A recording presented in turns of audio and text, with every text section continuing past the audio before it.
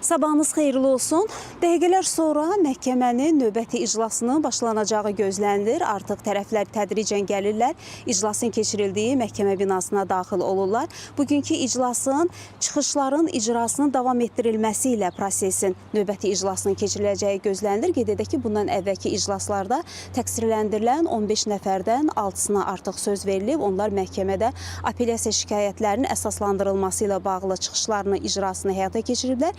Eyni zamanda onların hüquqlarını müdafiə edən vəkilləri də, müdafiəçiləri də çıxışlarını yekunlaşdırıblar.